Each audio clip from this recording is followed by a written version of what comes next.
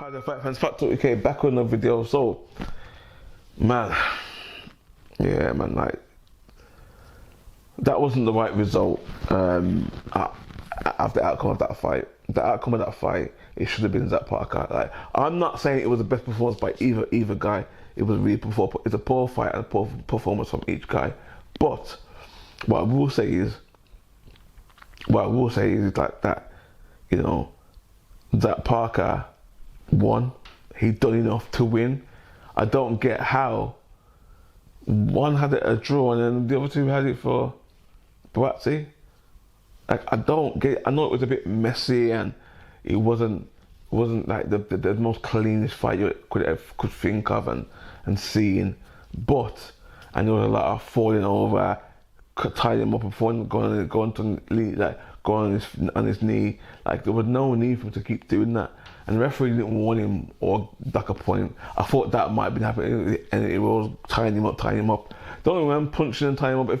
If you got win ugly, that's that. I know the fans want to see like a fight, but sometimes if you know a guy's got certain attributes that you haven't got, and you might have to work to your strengths. So your strength is going to have to be, I'm going to have to punch, hold, hold. And he did, like, Parker did land some nice shots. Like, he had some good body shots. So did Buatsi as well. He had some decent body shots. And Buatsi didn't follow up with his jab. He's catching, that's the punch that he's catching the most with, is a jab. So I don't know why we didn't work behind it, like a double jab, or, you know what I mean, or 1-2, or reverse 1-2, because the jab might land you. If you don't land the 1-2, you might land the jab.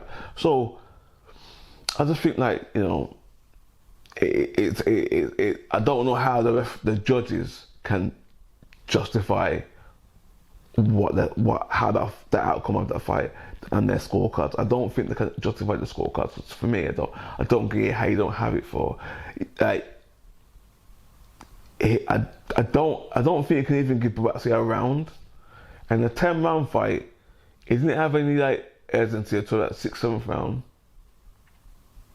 Like, that's just, for me, that's just, you know. And if he wants to fight someone like not Buatsi, Benavidez and Yard when they fight in a couple of weeks, like,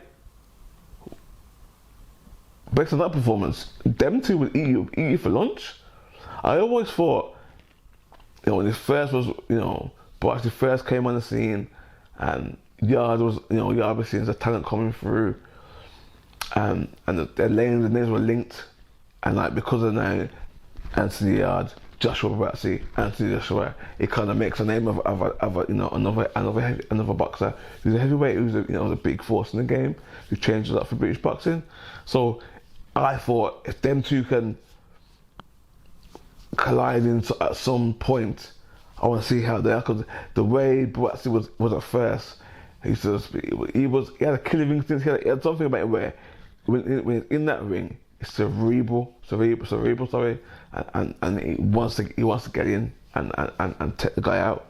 So, like, nah, man, like, I just feel like it's quite a shame how Buatsi's career has ended up. Ended up in a real weird way, but it's weird. It's ended up in a real weird situation. Where he is now. People are saying that. You know, people are saying, you know, Buatsi's shot, and I think it's too early to say that. You know, he don't look.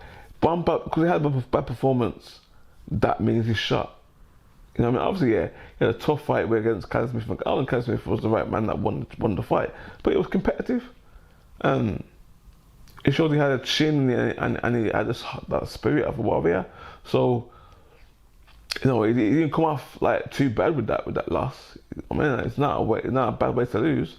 So, for me, I just don't understand what the tactics were in this fight, because from both sides, because that falling over thing, that his corner should have told him, Zach Parker's corner should have told him, listen, every Johnson should have been saying, listen, bro, stop going on the floor, because that might go against you.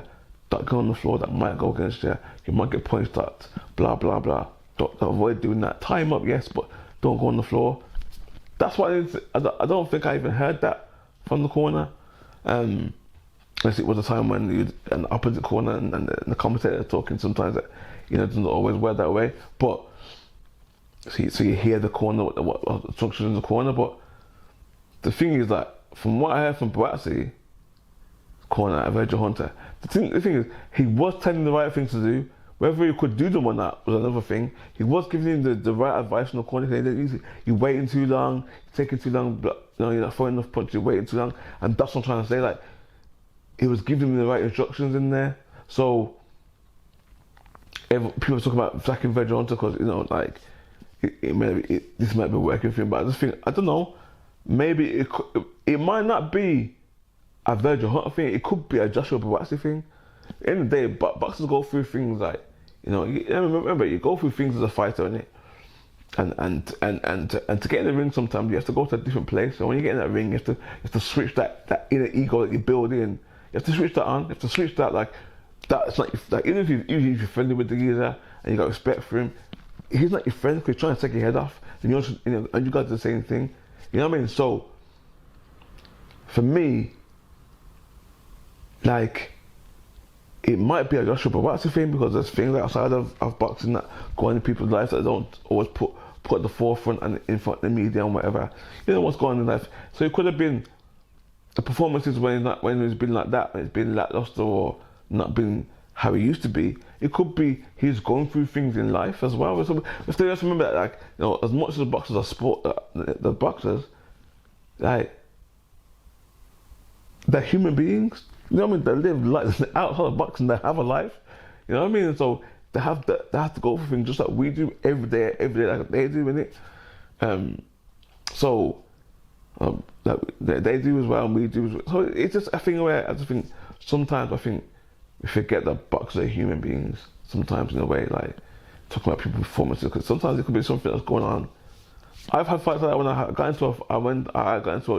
took a fight. I was going through some stuff at the time with my ex-partner, and we're going through a rough time, and it was really, really rough, and it affected my training. It affected the things that were going on because it's we live together. So those things happen. So I just think, like, when we forget, we must remember that boxers have lives too. So I just think maybe it could be. I'm going down a rabbit hole for just for a little second. It could be that, but I don't think it is. It could be Virgil Hunter. We don't know. It could be strength and conditioning coach. We don't know. It could be any one thing. It could be diet. Why he's not got the energy to throw more punches. That's why he's trying to conserve by not taking his time and countering or throwing when they throw. It could be one of those things. So we don't know what's going on. But at the end of the day, that Parker performance wasn't the best by a long shot, but he did enough to win the fight. There wasn't a round in there I thought that Buatsi won. Honestly, yeah, he picked it up a little bit and he threw some shots, but I couldn't say he won the round. That's what I'm trying to say. I don't think I could even give him a round. So, like, I don't get, as I scored it for him, I don't get it. Like, the general consensus is he never won that fight. Even his corner, I didn't think he won the fight. Like, the way they see us in their faces when they're waiting for the MC to read that the judges' scorecards. Like, their faces didn't look like a camp that, yeah, like we got this. No. On the other hand, that Parker's team, they were happy as level. Thought, yeah, we got it.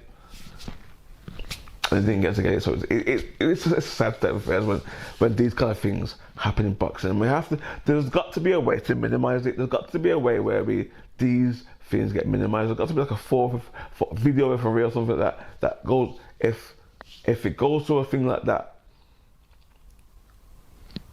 they have something to say about it, because it's got to be.